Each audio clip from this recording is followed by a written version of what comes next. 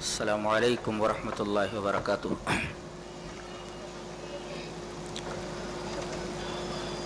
ان الحمد للہ نحمده ونستعینه ونستغفره ونعوذ باللہ من شرور انفسنا ومن سیئات اعمالنا من يهده الله فلا مضل له ومن يضلل فلا هادي له واشهد ان لا اله الا الله وحده لا شريك له واشهد ان محمدا عبده ورسوله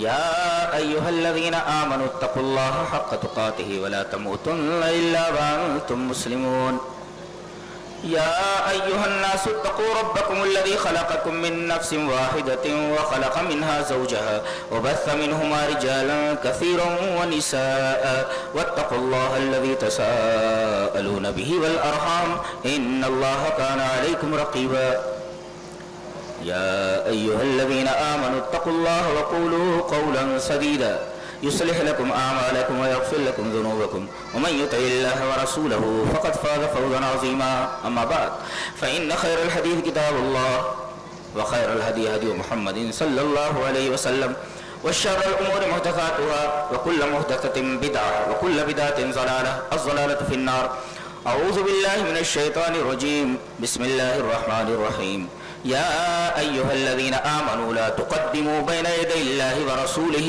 واتقوا الله إن الله سميع عليم۔ حضرات علماء کرام،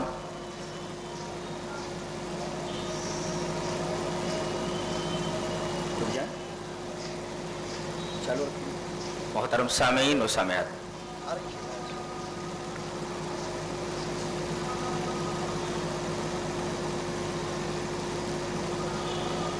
اسلام میں خوش ہونے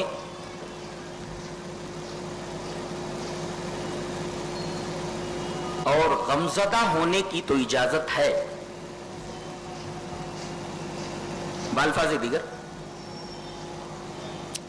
اسلام میں خوشی اور غمی کی اجازت ہے، مگر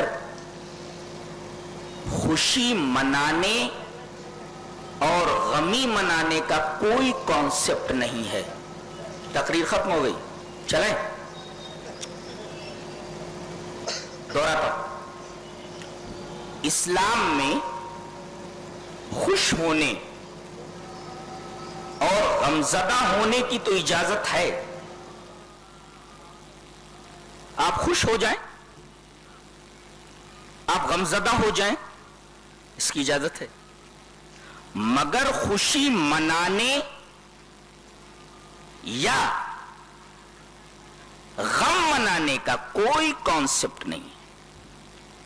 یہ ہے تقریر کا لب لباب اور اس کی تھیم، جس کی تفصیل چاہے سن لو یا چلے جاؤ، بات ختم ہو چکی ہے۔ مثال، آپ کا ایک بچہ پیدا ہوا، بچے کی پیدائش پر آپ اس دن خوش ہو لیجیے۔ کوئی مر گیا، 3 دن آپ غم منا لیجیے، غمزدہ ہو لیجیے، منا لیجیے نا، غمزدہ ہو لیجیے، ایسا کہہ لیجیے، غمزدہ ہو لیجیے۔ بقیہ اب بچہ جس دن پیدا ہوا ہے، اگلے سال اسی دن خوشی منانے، یا آدمی جس دن مر گیا ہے اس دن غم منانا، اس کا کوئی کانسیپٹ اسلام میں نہیں ہے۔ دونوں میں فرق سمجھ میں آیا؟ اس لیے کہ خوشی، اس کو عربی میں کہتے فرح، خوش ہونا۔ قرآن حکیم نے یہی لفظ استعمال فرمایا، قل بفضل اللہ وبرحمتہ فلذلک فلیفرحوا هو خیر مما یجمعون۔ فرح کا مطلب سمجھتے کیا ہوتا ہے؟ الفرح لذۃ فی القلب بادراک المحبوب، کسی محبوب چیز کو پا لینے کے بعد دل میں جو ایک لذت کا احساس ہوتا ہے، اس احساس کا نام، اس لذت کا نام فرح ہے۔ تو دل کے خوش ہو جانے کا نام، دل میں ایک قسم کی لذت کا حصول، یہ فرح ہے۔ ظاہر ہے کہ جب اس کا تعلق دل سے ہے تو پھر عمل سے اس کا اظہار دلیل چاہتا ہے، دلیل چاہتا ہے، اس لیے کہ خوش ہونا اور خوشی منانا دونوں میں زمین اور آسمان کا فرق ہے۔ آپ کو خوش ہونے کے لیے کہا گیا ہے، اور خوش ہونا ایک لذت ہے جو محبوب چیز کے پا لینے کے بعد آدمی کو حاصل ہوتی، ایک لذت ہے۔ الفرح لذت فی القلب بادراک المحبوب، محبوب چیز کو پا لینے کے بعد دل میں جو ایک لذت ہوتی ہے، اس لذت کا نام فرح ہے، اس کا تعلق دل سے ہے۔ آپ رنگ و روغن کریں، روشنیاں کریں اور دیگر اعمال کریں، اس کا نام فرح نہیں ہے، یہ فرح کی تعریف اور خوشی کے ضمن میں آتا ہی نہیں ہے۔ تو پھر اس آیت کریمہ سے استدلال بالکل غلط ہے، فَلْيَفْرَحُوا سے، اس لیے کہ اللہ تبارک و تعالیٰ کو نعوذ باللہ ایسا کہنا کہ اس کو زبان نہیں آتی، یوں کہنا تھا قُلْ بِفَضْلِ اللَّهِ وَبِرَحْمَتِهِ فَبِذَلِكَ فَلْيَفْرَحُوا، نہیں فَبِذَلِكَ فَلْيَحْتَفِلُوا، اللہ تبارک و تعالیٰ کو احتفال اور فرح کا فرق معلوم نہیں، وہ فَلْيَفْرَحُوا کے بجائے فَلْيَحْتَفِلُوا بول دیتا، مناؤ، خوش ہونا کہا ہے، منانے کے لیے نہیں کہا، ورنہ فَلْيَحْتَفِلُوا کہتا، نہ کہ فَلْيَفْرَحُوا۔ ہاں سوائے 2 دن کے کہ ان 2 دنوں میں خوشی منانے کی اجازت ہے، یہ اتنا استثناء کر لیجئے۔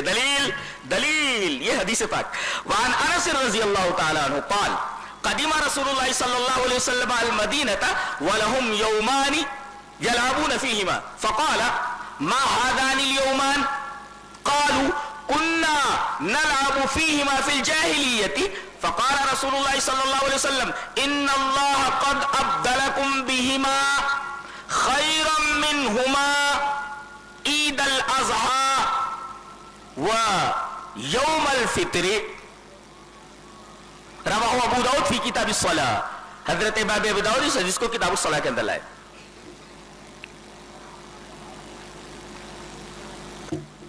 ترجمہ دیکھیں، حضرت انس فرماتے ہیں کہ نبی اکرم صلی اللہ علیہ وسلم جب مکہ سے ہجرت کر کے مدینہ تشریف لے گئے تو دیکھا کہ سال بھر میں 2 دن مدینہ والے خوشی مناتے ہیں، اس میں کھیل کود بھی کرتے ہیں۔ تو آپ نے ان لوگوں سے پوچھا ما ہادان الیومان، یہ جو 2 دن ہیں یہ کیا ہے؟ یہ دیکھیں غور سے دیکھیں، ما ہادان الیومان، یہ دونوں دن کیا ہیں؟ تو لوگوں نے یہ کہا کہ کننا نلعب فیہما فی الجاہلیہ، جاہلیت میں ہم ان 2 دنوں میں کھیلتے تھے، ان 2 دنوں میں کھیلتے تھے، کھیل کود کرتے تھے، خوشی مناتے تھے۔ اب دیکھیں جاہلیت میں 2 دن خوشی منانے کے تھے، وہی کام یہ لوگ کر رہے تھے، اور نبی کریم صلی اللہ علیہ وسلم نے جب پوچھا تو انہوں نے کہا کہ یہی 2 دن ہیں جس کے اندر تم لوگ خوشی مناتے ہو۔ ان لوگوں نے کہا، اب آپ نے فرمایا ان اللہ قد ابدلکم بہما خیرا منہما، اللہ تبارک و تعالی نے تمہارے ان 2 دنوں سے بہتر 2 دن عطا کر دیے ہیں، اب تم کو ان دونوں دنوں کی اجازت نہیں ہے، اب اس سے بہتر 2 چیزیں آ گئی ہیں، یوم الاضحیٰ و یوم الفطر، ایک تو عید الفطر اور دوسرے عید الاضحیٰ۔ اب بہت ہی سنجیدگی کے ساتھ غور کرنے کی ضرورت ہے، اگر آدمی ان 2 عیدوں کے علاوہ کوئی تیسری عید مناتا ہے تو اس میں اللہ کی توہین ہے، اس کے رسول کی توہین ہے، اس لیے کہ نبی نے یہ فرمایا کہ ان اللہ قد ابدلکم بہما، اللہ نے ان 2 دنوں کے بدلے یہ 2 دن دیے ہیں، جب اللہ نے ان 2 دنوں کے بدلے یہ 2 دن دیے ہیں، اب اس کے اندر اضافہ کر لینا گویا کہ اللہ کی عطا کی توہین ہے، اور چونکہ یہ چیز اللہ نے اپنے رسول کے ذریعے دی ہے، رسول نے بھی ہمیں یہ 2 دن دیے ہیں، پتہ یہ چلا کہ اگر ہم اس عید کو بڑھاتے ہیں تو اس میں اللہ تبارک و تعالیٰ کی عطا کی توہین ہے، اور اس کے ذریعے اللہ تبارک و تعالیٰ نے جس کے ذریعے یہ عیدیں دی ہیں خود نبی کی توہین ہے۔ غور فرمائیں، بہت ہی حسین اور بہت ہی پیارا استدلال ہے، لے کر جاؤ۔ ان اللہ قد ابدلکم بہما خیرا منہما، ان دونوں دنوں کے بدلے اللہ نے تمہیں 2 دن دیے ہیں. اب اللہ نے دیے ہیں ان 2 دنوں کے بدلے، تو اگر بڑھاتے ہو تو اللہ کی بھی توہین ہے، اس کے رسول کی بھی توہین ہے، اس لیے کہ اللہ نے دیے اپنے رسول کے تھرو دیے، لہذا اللہ کی بھی توہین اور نبی کریم صلی اللہ علیہ وسلم کے تھرو جو یہ عطا دی گئی ہے اس کی بھی توہین ہے. گویا کہ اللہ کی بھی توہین، رسول کی بھی توہین ہے. کہاں تک آدمی پہنچ جاتا ہے بدعت کے معاملے میں؟ پتہ یہ چلا کہ خوشی اور غمی اس کی تو اجازت ہے، مگر خوشی اور غمی منانے کی اجازت نہیں سوائے ان 2 دنوں کے کہ اس میں ہر سال آپ خوشی منا سکتے ہیں.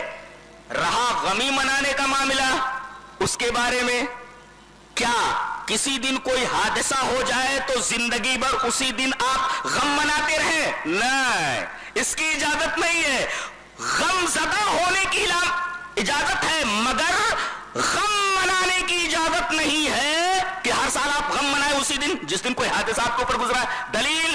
دلیل یہ حدیث پاک وان عائشہ وحفصہ زوج النبی صلی اللہ علیہ وسلم ان النبی صلی اللہ علیہ وسلم قال لا يحل لامرأة تؤمن بالله واليوم الآخر ان تحد على ميت فوق 3 ليال الا على زوج. رواه مالک فی الموطا فی کتاب الطلاق. حضرت امام مالک رحمہ اللہ موطا امام مالک کتاب الطلاق کے اندر یہ روایت اسی طرح لائے ہیں، اور اس روایت کی راویہ 2 امہات المومنین ہیں، حضرت عائشہ رضی اللہ تعالیٰ عنہ اور حضرت حفصہ رضی اللہ تعالیٰ عنہ. وہ دونوں فرماتی ہیں کہ نبی اکرم صلی اللہ علیہ وسلم نے ارشاد فرمایا کہ کسی عورت کے لیے جو اللہ پر ایمان رکھتی ہو اور یوم آخرت پر ایمان رکھتی ہو اس کے لیے حلال نہیں ہے. اب حلال کا الٹا حرام ہے. لا یحل، حلال نہیں یعنی حرام ہے کہ کوئی بھی عورت، اب اس کے ضمن میں مرد بھی آ گئے، کہ 3 دن سے زیادہ کسی مرے ہوئے آدمی کے اوپر نوحہ کرے، کسی مرے ہوئے آدمی کا سوگ منائے، سوائے اس کے کہ عورت 3 دن سوگ منا سکتی ہے اپنے شوہر کے اوپر. اس سے زیادہ کبھی بھی زندگی میں عورت کو بھی سوگ منانے کی اجازت نہیں ہے. یہ رہا خوشی کا تصور اسلام میں، اور یہ رہا غم کا تصور اسلام میں. اب آگے بڑھیں. عید میلاد جانتے ہیں، یہ ترکیب جب بولی جاتی ہے تو اسے کس سینس میں لیا جاتا ہے؟ عید و میلادن، عید المیلادی، یہ کس سینس میں لیا جاتا ہے؟ جب کہا جائے عید میلاد تو یہ اس سینس میں لیا جاتا ہے عید و میلاد المسیح، کرسمس ڈے. اگر کوئی آدمی یہ بولے عید المیلاد تو سینس کیا ہوتا ہے؟ عید و میلاد المسیح، حضرت عیسیٰ علیہ السلام کی پیدائش کا دن. جی تو عید المیلاد کا سینس یہ ہوتا ہے کرسمس ڈے. اب اگر یہ کہیں آپ عید و میلاد النبی تو مطلب یہ ہوا کہ نبی اکرم صلی اللہ علیہ وسلم کی پیدائش کا جشن. عید میلاد کا مطلب ہوتا ہے وقت الولادہ، نبی کریم صلی اللہ علیہ وسلم کی ولادت کے وقت کا جشن. عید میلاد اے وقت الولادہ، ولادت کا وقت. اب نبی کی ولادت کا جو وقت ہے جس دن آپ پیدا ہوئے اس تاریخ کے اندر عید منانا، خوشی منانا، یہ ہے عید میلاد النبی کا مطلب سمجھ میں آ گیا؟ عید کہتے ہیں جشن کو، خوشی کے موقع کو، اور میلاد کا مطلب وقت الولادہ، ولادت کا وقت، اور نبی کی پیدائش کے دن تاریخ کا جشن. یہ ہے اس ترکیب کا مفہوم عید و میلاد النبی صلی اللہ علیہ وسلم.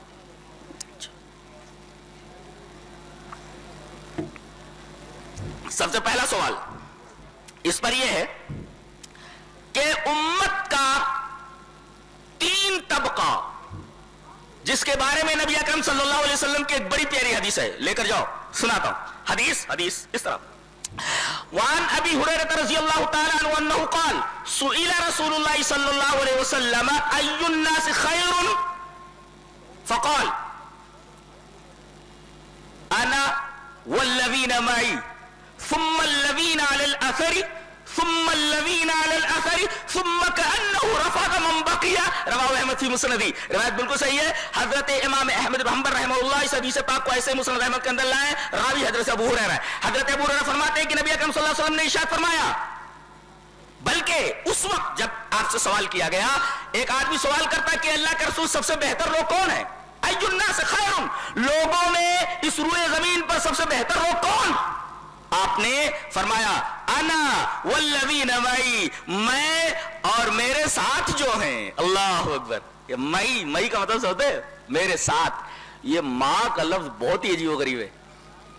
اللہ نے جہاں صحابہ کی تعریف فرمائی یہی ماں ہی کہا ہے.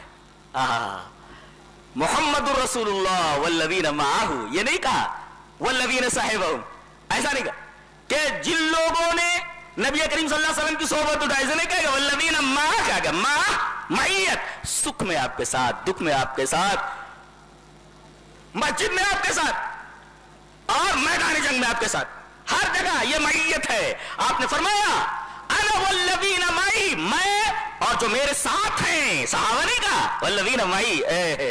یہ صحابہ کی کتنی پیاری تعریف ہے. یہ لوگ میرے دکھ سکھ ہر جگہ یہ میرا ساتھ دینے والے ہیں. اپنا تن، اپنا دھن، اپنی آبرو، اپنا مال. میرا تو دل دھڑکنے لگتا ہے جب صحابہ کرام رضوان اللہ تعالی علیہم اجمعین کی عظمت بتائی جاتی ہے جو قرآن حکیم نے بتائی.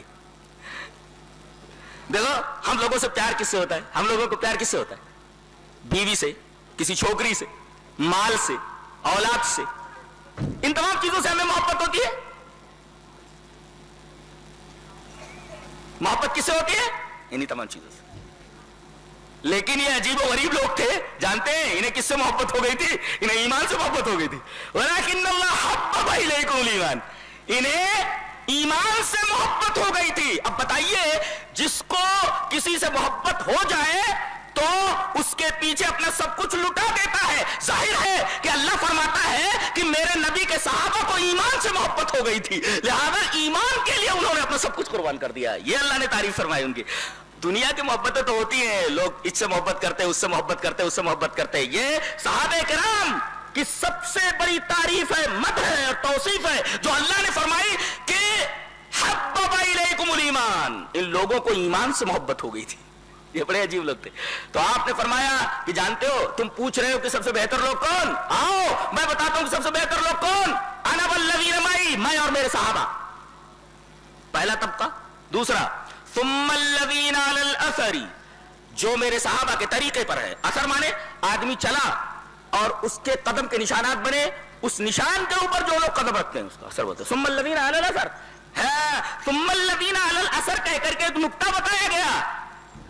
اثر کا مطلب ہوتا جانتے ہیں، کہتے ہیں اثر چھوٹ گیا. ابھی یہاں پر ہاتھ میں کوئی رنگ لگا کر یا کوئی چیز لگا کر میں اس کپڑے کے اوپر ہاتھ رکھ دوں تو میری انگلیوں کے نشان بن جائیں گے، برابر ہے. اب اثر کا مطلب یہ ہے کہ میں اس کے اوپر اپنا ہاتھ رکھوں، جہاں جہاں انگلی بنی ہے وہاں رکھ دوں، تو میں نے اثر کے اوپر ہاتھ رکھ دیا. تو ایک آدمی جا رہا ہے اور قدم کے نشانات بن رہے ہیں. آپ آگے جانے والے آدمی کے نشانات قدم کے اوپر اگر آپ پیر رکھتے ہیں تب تو آپ مقتدی ہے صحیح سے، اور وہ قدم کہیں رکھ رہا ہے، آپ قدم کہیں رکھ رہے ہیں، تو آپ اثر کے اوپر نہیں ہیں. پتہ یہ چلا کہ صحابہ کرام کے عقیدے کے اوپر آپ اسی طرح چل رہے ہیں، صحابہ کرام کے عمل کے اوپر اسی طریقے سے. اللہ تبارک و تعالیٰ نے صحابہ کرام کے ایمان کو ہدایت کا معیار مطلق قرار دیا ہے کہ اگر تمہیں ہدایت چاہیے کہ صحابہ کا ایمان چاہیے تو وہ ہمارے نزدیک معتبر ہے. میرے نبی کے صحابہ کا ایمان چاہیے. یہ ایمان ہدایت کا معیار مطلق ہے. فَإِنْ آمَنُوا بِمِثْلِ مَا آمَنْتُمْ بِهِ فَقَدِ اهْتَدَوْا. یہاں ہدایت کا معیار مطلق صحابہ کرام کا ایمان بتایا گیا. تو میں اور میرے صحابہ. اس کے بعد دوسرا طبقہ ثم الذین علی الاثر والتابعین، جو صحابہ کے نقش قدم پر چلے. پھر ثم الذین علی الاثر، پھر تیسرا طبقہ جو تابعین کے نقش قدم پر چلا. اس کے بعد آپ خاموش ہو گئے. راویہ کہتا ہے ثم کأنہ رفض من بقی، گویا کہ بقیہ لوگوں کو آپ نے ریجیکٹ فرما دیا. رفض کا مطلب دیکھ لو، رفض کا مطلب ہوتا ہے ریجیکٹ کر دینا. رفض ریجیکٹڈ، ریجیکٹڈ، گویا کہ باقی لوگوں کو اللہ کے رسول نے ریجیکٹ کر دیا. گویا کہ یہی تین طبقے نبی کریم صلی اللہ علیہ وسلم کے در حقیقت راستے کے اوپر، چونکہ انہیں قربت حاصل تھی. میں ایک مثال دیتا ہوں.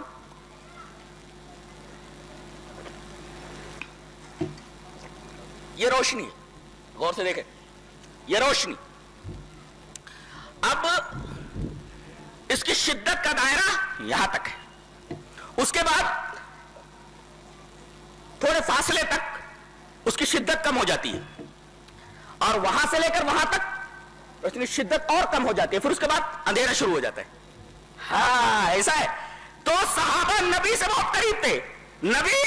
نبی کریم صلی اللہ علیہ وسلم کو اللہ تبارک و تعالیٰ نے ہدایت کا نور، ہدایت کی روشنی بنا کر کے بھیجا تھا. تو یہ روشنی یہاں تک تو بڑی شدت کے ساتھ ہے، یعنی صحابہ کرام کے ساتھ. آپ کے نور سے، آپ کے روشنی سے انہوں نے پورا فائدہ اٹھایا. اس کے بعد آپ اس دنیا سے چلے گئے، صحابہ چلے گئے، اب دوسرا طبقہ آ رہا ہے، روشنی یہاں کم ہے. پھر اس کے بعد تھوڑی روشنی اور کم ہو گئی، اور اس کے بعد سمجھو تیسرے کے بعد روشنی ہے ہی نہیں. اب بہت تلاش کے بعد تابعین کا رستہ ملتا ہے، تبع تابعین جو ہے ان کا رستہ ملتا ہے، صحابہ کرام کا رستہ ملتا ہے. ثم کأنه رفض من بقي کا جملہ قابل غور ہے. آپ تین طبقات کو بیان کرنے کے بعد خاموش ہو گئے. راوی کہتے ہیں کہ ثم کأنه رفض من بقي، گویا کہ باقی کو ریجیکٹ کر دیا آپ نے. گویا کہ یہ تینوں طبقے ہمارے لیے حجت کی حیثیت رکھتے ہیں، اور ان کو ہم سلف کہتے ہیں، اور انہی کا طریقہ ہمارے لیے قابل عمل ہے. ہم یہ دیکھتے ہیں کہ ان تین طبقوں کے اندر نبی کریم صلی اللہ علیہ وسلم کی تاریخ پیدائش پر کوئی خوشی نہیں منائی گئی کہ ہر سال انہوں نے نبی کریم صلی اللہ علیہ وسلم کی پیدائش کے دن خوشی منائی ہو یا اس طریقے کا کوئی جشن کیا ہو. پھر ہم تابعین کو دیکھتے ہیں کہ نبی کریم صلی اللہ علیہ وسلم کی پیدائش کے دن انہوں نے کوئی جشن منایا ہو. پھر ہم تیسرے طبقے کو، جس کی تعریف رسول نے کی ہے، ان میں سے کسی نے بھی نبی کریم صلی اللہ علیہ وسلم کی پیدائش کے دن کوئی اس طریقے کا جشن منایا ہو. جب یہ لوگ سب سے بہترین تھے تو سب سے بہترین لوگوں نے جب یہ کام نہیں کیا تو ثم کأنه رفض من بقي کے نقش قدم پر چلنے کی ضرورت کیا ہے؟ یہ بہت پیارا استدلال ہے، لے کر کے جاؤ جی حدیث پاک سے.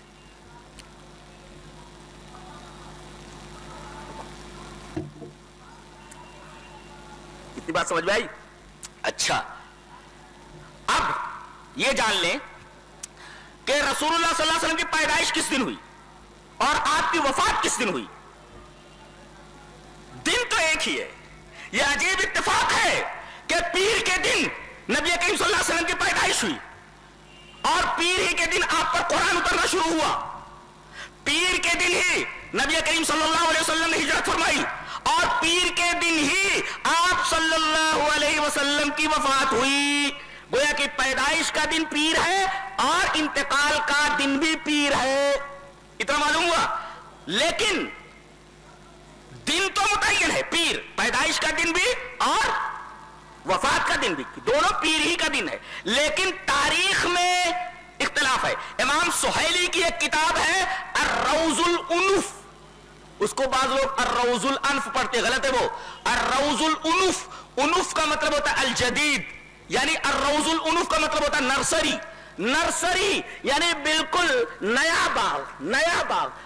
الانف الجدید، اور الروض مانے باغ.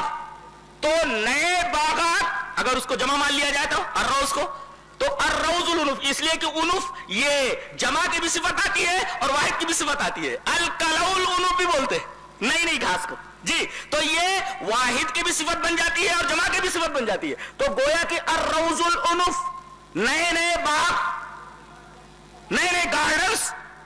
تو الروض الانف ان کی کتاب کا نام ہے، بہت پیارا نام ہے، نرسری، نیا باغ. اور امام سہیلی نے اپنی اس کتاب الروض الانف میں، الف پیش نون پیش انف، انف، اس کے اندر لکھا ہے کہ آپ کی تاریخ وفات متعین ہے، وہ 12 ربیع الاول ہے. ہاں، جس دن انتقال ہوا، جس دن انتقال ہوا اس کی تاریخ متعین ہے، وہ 12 ربیع الاول ہے. لیکن آپ کی تاریخ پیدائش میں جتنی سندیں موجود ہیں اس سلسلے میں علامہ البانی رحمہ اللہ، وقت کا بہت بڑا محقق، بہت بڑا محدث، اور جس حدیث کی سند کے بارے میں وہ کہہ دے کہ یہ صحیح ہے، یہ حسن ہے، تو اچھے اچھے لوگ اس سند پر اعتراض کرنے کے لیے ایک مرتبہ نہیں 100 مرتبہ سوچیں گے. اتنا بڑا محدث ہے.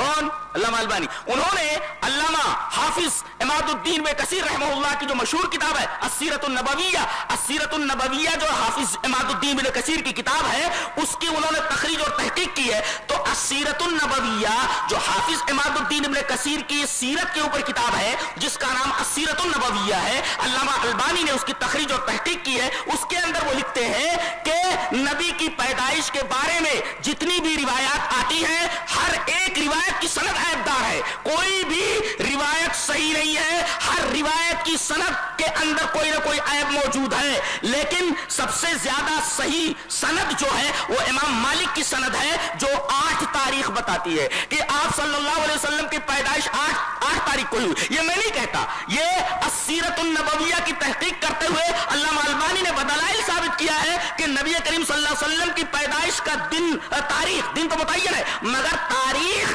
یہ 8 ہے اور یہ امام مالک کی سند ہے 8 والی جو صحیح ہے. بقیہ اور سندیں 12 وغیرہ کی تمام سندیں عیبدار ہیں. لہذا اگر صحیح سند والی روایت کو مان لیا جائے تو آپ کی تاریخ پیدائش 8 ہے. تو یہ 12 جو آپ منا رہے ہیں، سوال یہ ہے کہ یہ آپ تاریخ وفات پر خوشی منا رہے ہیں یا تاریخ پیدائش پر؟ جواب دیا جائے اور قیامت تک اس کا جواب لانا ناممکنات میں سے. اس لیے کہ جو ہم دلیل پیش کرتے ہیں بہت مضبوط ہوتی ہے، اس کو قطع کرنے کے لیے بہت بڑا جگر چاہیے، بہت بڑا دل گردہ چاہیے. جی یہ اہر غیر نتو خیر لوگوں کی بس کی بات نہیں ہے. تو اب متعین ہوا کہ تاریخ پیدائش 8 ہے اور جو 12 ربیع الاول کے دن ہم مناتے ہیں، اس دن کیا ہوا آئیے دیکھتے ہیں. اس دن کیا ہوا، نبی کی حالت کیا تھی؟ آئیے حدیث پڑھتے ہیں. دل تھامو، تھام لیے، سانس روکو اور دل تھامو. اس 12 ربیع الاول کو کیا ہوا؟ دلیل یہ حدیث پاک. وعن عائشہ رضی اللہ تعالی عنہا انہا قالت رأیت رسول اللہ صلی اللہ علیہ وسلم وهو بالموت وعنده قدح فيه ماء وهو يدخل يده في القدح ثم يمسح وجهه بالماء ثم يقول اللهم اعني على غمرات الموت او سکرات الموت. رواہ الترمذی فی کتاب الجنائز. حضرت امام ترمذی رحمہ اللہ اس حدیث پاک کو ایسے کتاب الجنائز کے اندر لائے ہیں. راویہ نبی کریم صلی اللہ علیہ وسلم کی محبوبہ بیوی، پیاری بیوی حضرت عائشہ ہے. وہ فرماتی ہیں رضی اللہ تعالیٰ عنہ کہ میں نے دیکھا کہ نبی کریم صلی اللہ علیہ وسلم کے اوپر موت طاری ہو رہی ہے. وہ بالموت، آپ کے اوپر موت طاری ہوئی ہے اور آپ کے بغل کے اندر پانی کا ایک پیالہ رکھا ہوا ہے. وعنده قدح فيه ماء، اس پیالے کے اندر پانی رکھا ہوا ہے. بار بار آپ اس پیالے کے اندر ہاتھ ڈالتے اور جب ہاتھ بھیگ جاتا تو اس بھیگے ہوئے ہاتھ کو اپنے چہرے کے اوپر بار بار پانی سے ملتے اور فرماتے اللہم اعنی علی غمرات الموت اور سکرات الموت. اے اللہ موت کی بے ہوشی سے، اے اللہ موت کی سختی سے میری مدد فرما.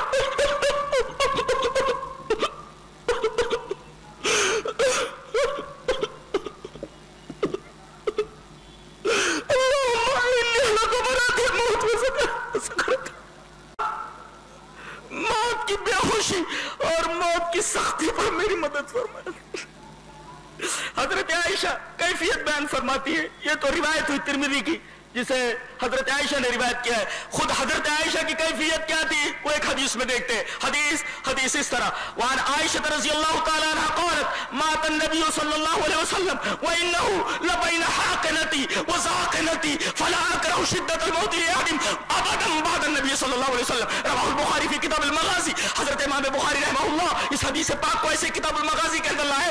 راویہ حضرت عائشہ فرماتے ہیں کہ نبی کریم صلی اللہ علیہ وسلم کی روح پرواز ہوئی، آپ کو موت آئی، موت طاری ہوئی اس حال میں کہ آپ کا سر مبارک میری تھوڑی اور میری ہنسلی کے درمیان ہے. میں اس طریقے سے آپ کے سر مبارک کو اپنی ہنسلی اور اپنی تھوڑی کے درمیان لیے ہوئے تھی اور میں نے موت کی وہ کیفیت دیکھی ہے اس دن. فلا اکره شدت الموت ابدا بعد نبی صلی اللہ علیہ وسلم. اس کے بعد کسی مرنے والے آدمی کی تکلیف کو دیکھتی ہوں تو مجھے ہلکا لگتا ہے، اس لیے کہ میں نے اپنے محبوب کے اوپر موت کی جو سختی دیکھی ہے اس کے بعد ہر مرنے والے آدمی کی تکلیف میرے اوپر ہلکی معلوم ہوتی ہے. یہ نبی کریم صلی اللہ علیہ وسلم کی کیفیت ہے. اس دن جس دن ہم خوشی مناتے ہیں، جس دن ہم طرح طرح کی حرکتیں کرتے ہیں، اس دن ہمارے نبی کی یہ حالت ہے. یہ تو نبی کی حالت ہے. اہل بیت کا نام لے کر ان کے نام پر طرح طرح کی بدعتیں کرنے والے، حضرت فاطمہ رضی اللہ تعالیٰ عنہ کا نام لے کر نہ جانے کیسی کیسی محبتوں کا دعویٰ کرنے والے. اس بیٹی کا کیا حال ہے، فاطمہ کا کیا حال ہے؟ آؤ وہ حدیث دیکھ لیتے ہیں جو حضرت انس سے مروی ہے. حدیث اس طرح، وان انس رضی اللہ تعالیٰ عنہ قال لما سقل النبی صلی اللہ علیہ وسلم جعل يتغشاء فقالت فاطمة وكربابا فقال لها ليس على أبيك كرب بعد اليوم فلما مات فلما مات قالت یا ابتاه اجاب ربا داه یا ابتاه من جنت الفردوس ماواه یا ابتاه الى جبریل لنا فلما دفن قالت فاطمة یا انس اطابت انفسكم ان تحسوا على رسول اللہ صلی اللہ علیہ وسلم التراب. رواہ البخاری فی کتاب المغازی. حضرت امام بخاری رحمہ اللہ اس حدیث پاک کو ایسے ہی کتاب المغازی کے اندر لائے. راوی حضرت انس ہے. حضرت انس فرماتے ہیں کہ آپ کی جگر گوشہ رسول جس کے بارے میں نبی کریم صلی اللہ علیہ وسلم نے فرمایا فاطمہ میرے جگر کا ٹکڑا ہے، فاطمہ کو تکلیف دینے والا مجھے تکلیف دینے والا ہے. حضرت فاطمہ کا کیا حال ہے؟ انس فرماتے ہیں کہ لما ثقل النبی صلی اللہ علیہ وسلم، جب نبی کریم صلی اللہ علیہ وسلم کی طبیعت بھاری ہوئی اور آپ کے اوپر موت کی کیفیت طاری ہوئی تو جعل یتغشا، بار بار آپ کے اوپر غشی آنے لگی. آپ کی اس کیفیت کو دیکھ کر کے، اس پریشانی کو دیکھ کر کے، موت کی سختی کو دیکھ کر کے فاطمہ بیٹی برداشت نہیں کر پائی، اس لیے کہ وہ تو آپ کے دل کا ٹکڑا ہے. آپ کا دل دھڑکے تو فاطمہ کے دل دھڑکے، وہ تو آپ کا جگر گوشہ ہے.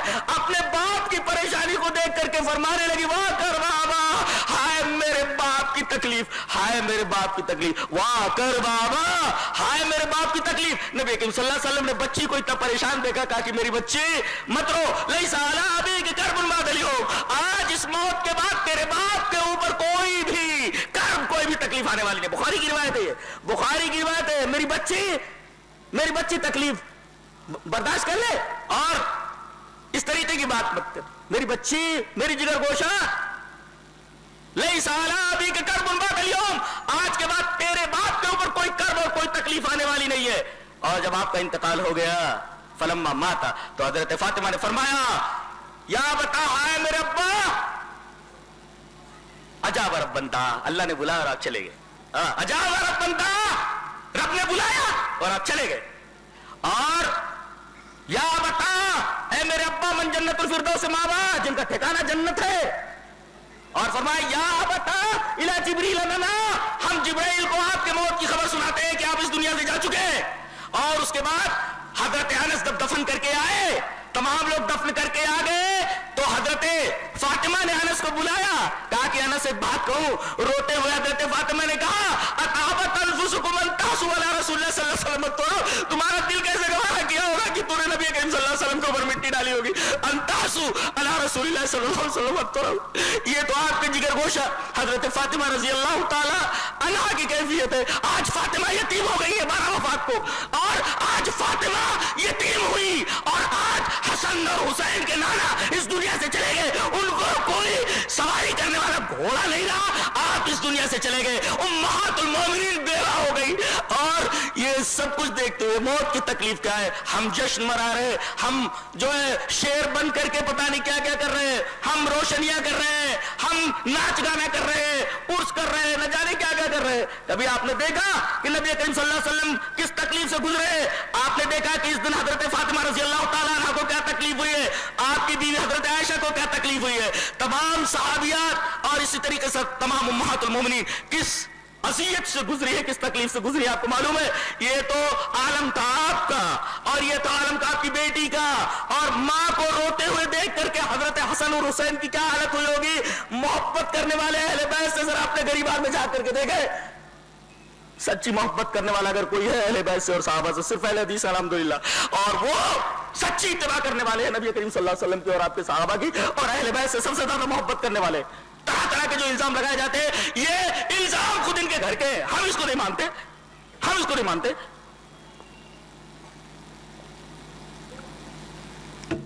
تو آپ کی یہ حالت، جگر گوشہ رسول فاطمہ کی یہ حالت، حسن حسین کی یہ حالت، امہات المومنین بیوہ ہو گئی ان کی یہ حالت، صحابہ کرام کی کیا حالت ہوئی؟ اور دیکھتے حدیث اس طرح. وعن ابی سلمۃ ابن عبد الرحمن اخبرنی ابن عباس رضی اللہ تعالی عنہما ان ابا بکر خرج وعمر رضی اللہ تعالی عنہ يكلم الناس فقال اجلس يا عمر فابى عمر ان يجلس فقال اجلس يا عمر فابى عمر ان يجلس فتشهد ابو بكر فمال الناس اليه وتركوا عمر فقال ابو بكر اما بعد فمن كان منكم يعبد محمدا فان محمدا قد مات ومن كان منكم يعبد الله فان الله حي لا يموت فقال الله تعالى وما محمد الا رسول قد خلت من قبله الرسل والله قال فوالله لكان الناس لم يعلموا ان الله تعالى انزل هذه الايه الا حين تلاها ابو بكر فتلقاها منه الناس كلهم فما اسمع بشرا الا يتلوها. رواه ابن ابي حاتم في تفسيره. حضرت ابن ابی حاتم نے اپنی تفسیر کے اندر اس پوری روایت کو نقل کیا جس کے راوی حضرت ابو سلمہ ابن عبد الرحمن ہے. میں نے پوری روایت، میں آدھی روایت پڑھنے کا قائل نہیں ہوں.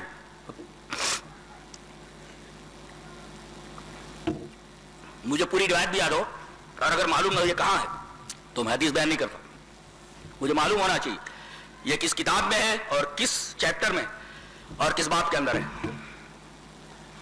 حضرت ابو سلمہ ابن عبد الرحمن یہ کہتے ہیں کہ ابن عباس نے ہم کو خبر دی.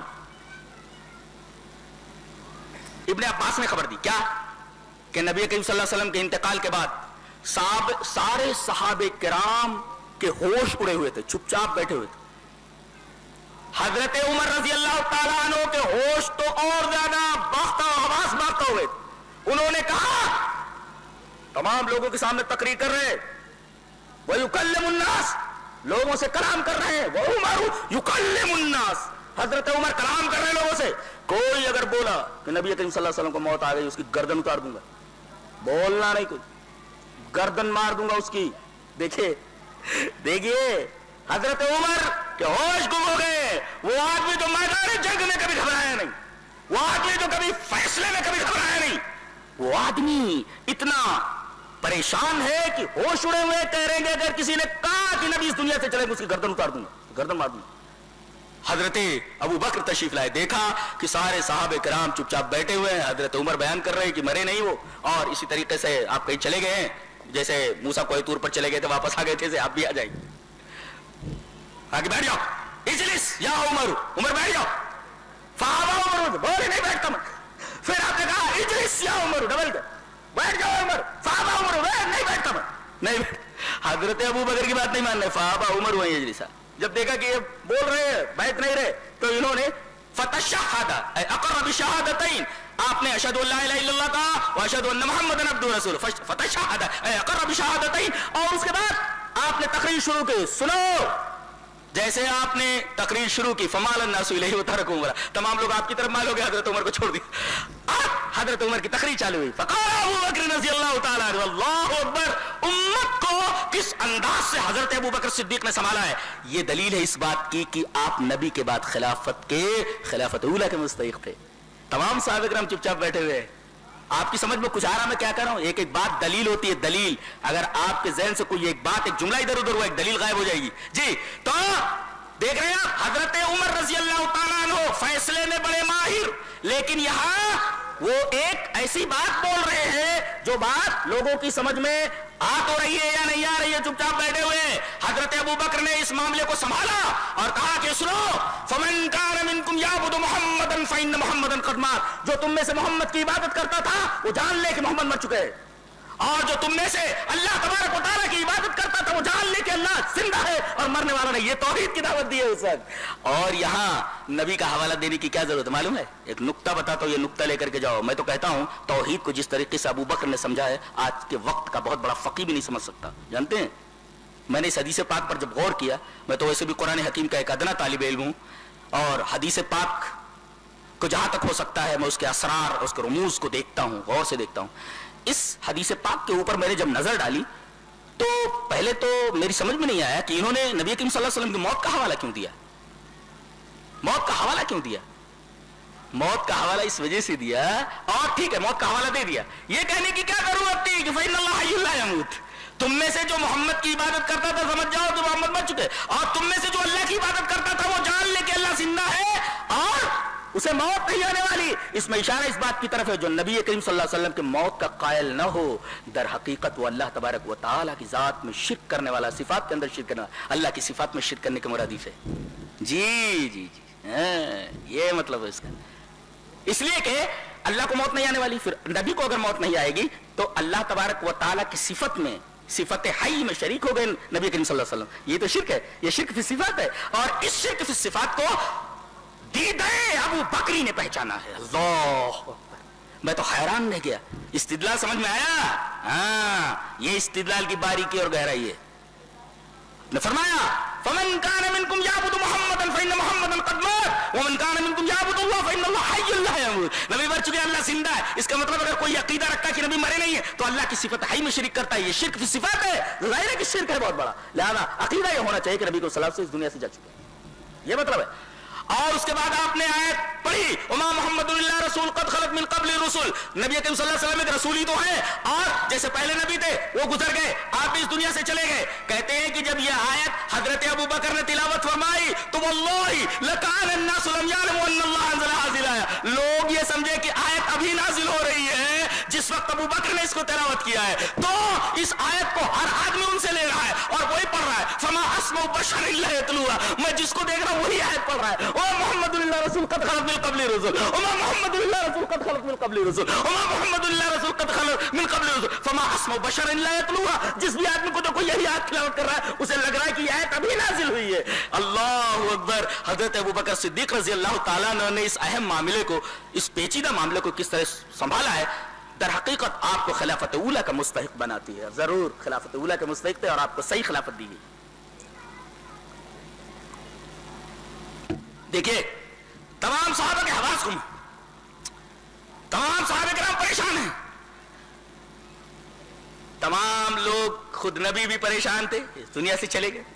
جگر کے گوشہ رسول پریشان, امہات المومنین بیوہ ہو گئی, حسن حسین اپنے نانا سے محروم ہو گئے, بیٹی فاطمہ یتیم ہو گئی, امہات المومنین بیوہ ہو گئی.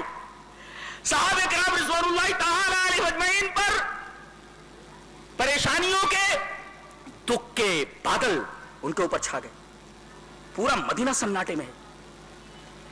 حضرت ام ایمن رو رہی ہیں, آپ کی ماں, آپ کی ماں. کون ماں؟ حضرت عبداللہ کی لونڈی. آپ کی ماں تو آمینہ گزر چکی تھی, یہ ام ایمن ہے, ان کو ماں کہتے تھے نبی کریم صلی اللہ علیہ وسلم. ماں ہے, رو رہی ہیں رو رہی ہیں رو رہی ہیں. لوگوں نے کہا کہ ام ایمن بہت رو رہی ہیں. صحابہ کرام آئے اور کہا کہ نبی کریم صلی اللہ علیہ وسلم کو ایک دن اس دنیا سے جانا تھا, چلے گئے, آپ کیوں رو رہی ہیں؟ ارے کہا کہ میں آپ کی موت کے اوپر نہیں رو رہی ہوں, اس لیے کہ جو دنیا میں آیا اسے جانا ہی ہے. نبی بھی اپنا کام ختم کر چکے, آپ کو جانا تھا. میں اس بات پر رو رہی ہوں کہ نبی کے اس دنیا سے چلے جانے کے بعد وحی کا سلسلہ ختم ہو گیا, جبریل کا آنا بند ہو گیا. سب پریشان ہیں. اب اس آئینے میں اپنے آپ کو دیکھیے, آپ کہاں ہو, آپ کہاں ہیں, اپنے آپ کو دیکھیے. یہ جو اچھل کود جاری ہے اور جو جشن کے نام پر سب کچھ ہو رہا ہے, اللہ کے بندو اگر دل میں ذرہ برابر ایمان ہے تو ذرا سوچو اپنے گریبان میں منہ ڈال کر کے. سوچنے کا دن کیا کیا ہوا. باتیں تو سب کرتے ہیں, بات وہ مانی جاتی ہے دو دلیل سے ثابت. شریعت میں دلیل چلتی ہے, باتیں نہیں چلتی. جو چیز دلیل سے ثابت ہو, اور دلیل صرف قرآن اور سنت. اسی وجہ سے میں نے خطبہ مسنونہ کے بعد جو آیت کریمہ تلاوت کی اس کا مطلب یہی ہے, یا ایھا الذین آمنوا لا تقدموا بین یدی اللہ ورسولہ واتقوا اللہ. اے ایمان والو, نبی کے آگے آگے مت چلو. اب اگر آپ نبی کے آگے آگے چلیں گے تو نبی کو تو آپ نے پیچھے کر دیا. یہ تو نبی کی توہین ہے. تو نبی نے ہم کو 2 عید دے دی, ہم اس کو ایک اور بڑھا دے رہے. اچھا منطق دیکھو, شیخ نے ابھی بتایا کہ منطق کیا چلی جاتی ہے. کہتے ہیں کہ آپ کہتے ہیں کہ 2 عیدیں ہیں, ہم کہتے ہیں بالکل 2 عیدیں ہیں. ایک دلیل اور دے دیتا ہوں 2 عیدوں کی. صرف دو عید ہے. دلیل دلیل یہ حدیث پاک. وعن سعد بن ابراہیم سمع القاسم قال احسبه عن النبي صلی اللہ علیہ وسلم قال شهران لا ينقصان شهر عید رمضان وذی الحجۃ رمضان وذی الحجۃ رواه احمد فی مسندہ. حضرت سمیت عائشہ تقول حضرت عائشہ رضی اللہ تعالیٰ فرماتی ہے کہ نبی اکرم صلی اللہ علیہ وسلم نے ارشاد فرمایا کہ 2 مہینے کبھی کم نہیں ہوتے. وہ عید کے 2 مہینے شہرا عیدن شہران عیدن تھا. یہ جو نون گر گیا ہے اس ضابطے سے. وعلم ان نون التثنیۃ مکسورۃ ابدا ونون جمع السلامۃ مفتوحۃ ابدا وکلاہما تسقطان عند الاضافہ. نون جمع جو ہے اس پر زبر آتا ہے اور نون تثنیہ کے اوپر زیر آتا ہے, اضافت کو دونوں گر جاتے ہیں. تو شہران عیدن تھا, شہرا عیدن ہو گیا. عید کے 2 مہینے, اور وہ عید کے 2 مہینے کون سے ہوتے ہیں؟ رمضان کے بعد جو آتی ہے وہ عید الفطر ہے, وہ ذی الحجہ, اور ذی الحجہ کے اندر جو آتی ہے وہ بقر عید ہے, عید الاضحیٰ. یہ 2 عید نبی دے کر کے گئے ہیں اور یہی 2 عید ہمیں لینا ہے, تیسری عید ہمیں نہیں لینا ہے. کیوں؟ لے لینے میں کیا حرج ہے؟ اب اس پر کیا کہتے ہیں کہ جمعہ کو بھی تو عید کہا گیا ہے. اب دیجئے, جمعہ کو بھی عید کہا گیا ہے, لہذا یہ 3 عید تو ہو گئی, تو 2 عید کہاں ہوئی؟ ارے اللہ کے بندو, جمعہ کو جو عید کہا گیا ہے وہ بے اعتبار فضیلت ہے, نہ کہ حقیقت میں وہ عید ہے. میں ایک سوال آپ سے کرتا ہوں کہ عید میں اور جمعہ میں زمین اور آسمان کا فرق ہے. عید میں پہلے خطبہ ہے بعد میں نماز ہے, اور جمعہ میں پہلے عید میں کیا ہوتا ہے؟ پہلے نماز ہے بعد میں خطبہ ہے, اور اس کے الٹا جمعہ میں ہے کہ پہلے خطبہ ہے اور بعد میں نماز ہے. ایک فرق تو یہ ہے. اور اسی طریقے سے اگر کوئی جمعہ میں آتا ہے تو پہلے 2 رکعت پڑھ لے, اس کے بعد بیٹھے, اور وہاں عید سے پہلے 2 رکعت وغیرہ پڑھنا, کوئی رکعت پڑھنا, یہ ناجائز ہے, صحیح نہیں ہے. اور جمعہ میں کوئی آئے, امام خطبہ تک دے رہا ہو, تو بھی آپ کو 2 رکعت نماز پڑھنا ہے. دلیل دلیل یہ حدیث پاک. وعن جابر بن عبد اللہ رضی اللہ تعالی عنہ قال جاء سلیق الغطفانی رضی اللہ تعالی عنہ یوم الجمعۃ ورسول اللہ صلی اللہ علیہ وسلم يخطب فجلس فقال له يا سلیق قم فركع ركعتين وتجوز فيهما ثم قال اذا جاء احدكم يوم الجمعة والامام يخطب فليركع ركعتين وليتجوز فيهما رواه مسلم في كتاب الجمعة. حضرت امام مسلم رحمہ اللہ اس حدیث پاک کو ایسے ہی کتاب الجمعہ, یہ حدیث پڑھنا ہے, مرغا کھانا نہیں ہے, خاص طور سے کالا.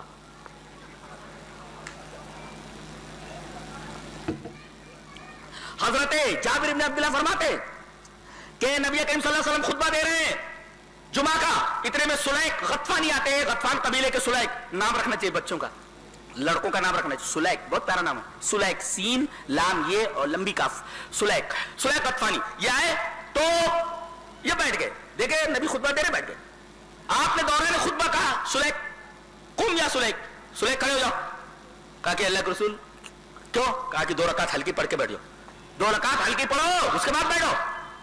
دوران خطبہ آپ نے ان کو کھڑا کیا اور 2 رکعت پڑھوایا. پھر اس کے بعد آپ نے ایک اصول بتایا, ثم قال, پھر آپ نے فرمایا اذا جاء احدکم, یہ کلیہ ہے, اذا جاء احدکم, تم میں سے کوئی بھی آئے جمعہ کے دن والامام یخطب, اور امام خطبہ دے رہا ہو, فلیرکع رکعتین, 2 رکعت پہلے پڑھ لے, ولیتوجہ سے مختصر پڑھے اور اس کے بعد بیٹھ جائے. دیکھیں تو یہاں عید سے پہلے 2 رکعت ممنوع ہے, اور یہاں جمعہ سے پہلے 2 رکعت ضروری ہے, وہ پڑھنا ہے آپ کو, تاکیدی ہے, سنت.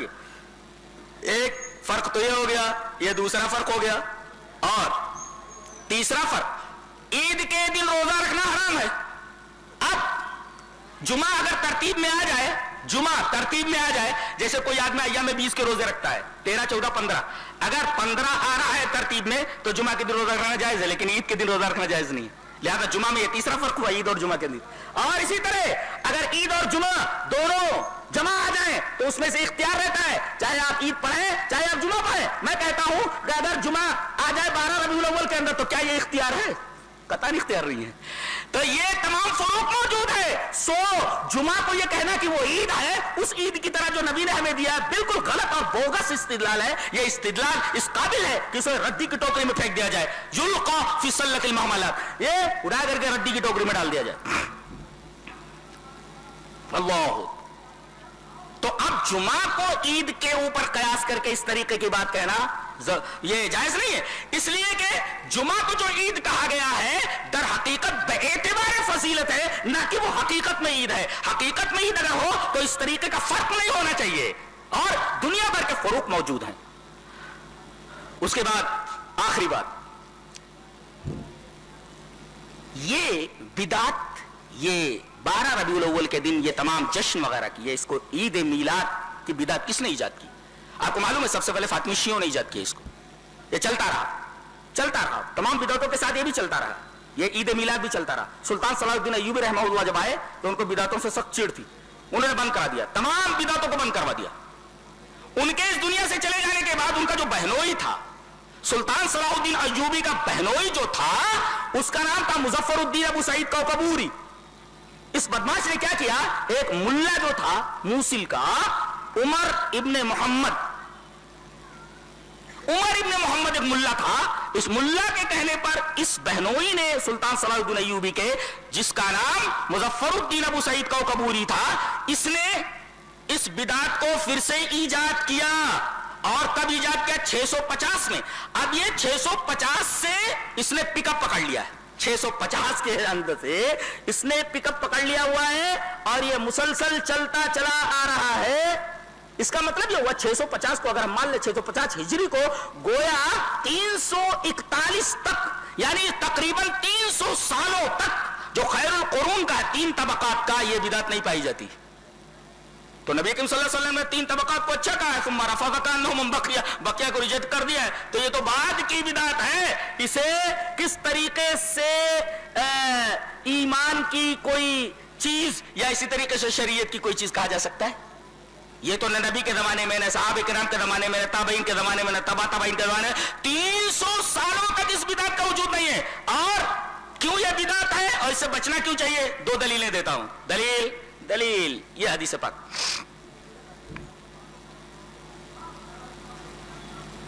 وعن عائشة رضی اللہ تعالی عنہ قالت قال رسول اللہ صلی اللہ علیہ وسلم من احدث فی امرنا هذا ما ليس فيه فهو رد، رواہ البخاری فی کتاب الصلح۔ حضرت امام بخاری رحمہ اللہ اس حدیث پاک کو ایسے ہی کتاب الصلح کے اندر لائے، بخاری شریف کے اندر، راوی حضرت عائشہ رضی اللہ تعالی عنہ۔ ایک بات بولوں میں، علماء بیٹھے ہوئے ہیں، ایک نقطہ لے کر کے جائیں۔ عقیدہ جو ہوتا ہے نا، عقیدہ یہ بیس ہوتا ہے، بنیاد ہوتا ہے، عمل کی بنیاد ہوتا ہے، اور عقیدے کی جتنا اہم عقیدہ ہے وہ روایتیں سب کی سب حضرت عائشہ سے۔ نبی عالم الغیب ہے کہ نہیں ہے؟ انہی سے روایت ہے۔ نبی نور کے ہیں کہ نہیں؟ انہی سے روایت ہے۔ چلو پڑھ دیتا ہوں، 1-2 پڑھ دیتا ہوں۔ وعن عائشہ رضی اللہ تعالی عنہ قالت من حدثك ان محمد راى ربه فقد كذب وهو يقول لا تدرك الابصار ومن حدثك انه يعلم الغيب فقد كذب وهو يقول لا يعلم الغيب الا الله، رواہ البخاری فی کتاب التوحید۔ حضرت امام بخاری رحمہ اللہ اس حدیث پاک کو ایسے کتاب التوحید کے اندر لائے، راوی حضرت عائشہ ہے۔ حضرت عائشہ فرماتی ہے تم میں سے جو ایک ہے کہ نبی نے اللہ کو معراج میں اپنی آنکھوں سے دیکھا، جھوٹ بولتا ہے، اس لیے کہ اللہ فرماتا ہے لا تدرک الابصار، اسے آنکھیں نہیں دیکھ سکتی۔ اور جو تم میں سے ایک ہے کہ نبی کو غیب کا علم تھا، وہ بھی جھوٹ بولتا ہے، اس لیے کہ اللہ فرماتا ہے لا يعلم الغیب الا اللہ۔ دیکھ رہے ہیں عقیدے، دو عقیدے کی بات تو یہی فرما دی انہوں نے۔ کیا بات، یہ نقطہ لے کر کے جاؤ اور تلاش کرو کہ حضرت عائشہ رضی اللہ، اور سائے کی روایت انہی سے، ایک لمبی روایت ہے، وہ میری بہت ساری تقریروں کے اندر پوری روایت ہے جو ایک صفحے کے اوپر ہے، وہ میں نے پوری کی پوری پڑھ دی ہے، یہ میرا موضوع نہیں ہے۔ یہ بتانا ہے کہ جتنی بھی سایہ تھا کہ نہیں تھا حضرت عائشہ سے روایت ہے، نور تھے کہ نہیں تھے یہ بھی روایت ہے حضرت عائشہ سے، عالم الغیب تھے کہ نہیں یہ بھی روایت ہے۔ آپ کو دیکھا کہ نہیں، ارے عجیب بات ہے۔ میرا خیال یہ ہے، جب میرا خیال ہے کہ صدیق کائنات کو امت کا آدھا علم دیا گیا تھا، بہت بڑی عالمہ تھی، اللہ، صدیق کائنات کو امت کا آدھا علم دیا گیا تھا، بہت بڑی عالمہ ہے، بہت بڑی عالمہ ہے اس امت کی۔ ہاں، بڑے بڑے صحابہ کرام کے فتووں کے اوپر نقد کرتی تھیں کہ یہ فتویٰ صحیح نہیں ہے، ابن عمر کا یہ فتویٰ صحیح نہیں ہے، فلاں صاحب کا یہ فتویٰ صحیح نہیں ہے۔ اللہ تبارک و تعالیٰ نے اتنی صلاحیت بخشی تھی حضرت عائشہ رضی اللہ تعالی عنہ کو۔ تو اب دیکھیں وہاں نبی کریم صلی اللہ علیہ وسلم نے ارشاد فرمایا کہ 2 مہینے کبھی کم نہیں ہوتے، مہینے کبھی فضیلت میں کم نہیں ہوتے، اگر 29 کے ہے تو 30 کا آپ کو مل جاتا ہے، رمضان و ذی الحجہ، رمضان اور ذی الحجہ، یہ 2 مہینے کبھی کم نہیں ہوتے۔ وہ عید کے مہینے، شہرا عیدن، عید کے 2 مہینے، اب عید کے 2 مہینے جب کہہ دیا گیا تو 2 ہی ہوئے نا، اب آپ تیسری بنا رہے ہیں، جمعہ پر قیاس کرتے ہوئے صحیح نہیں۔ اچھا ایک اور اڑنگا ڈالتے ہیں، اڑنگا میں پیش کرتا ہوں، اڑنگا کیسا ہوتا؟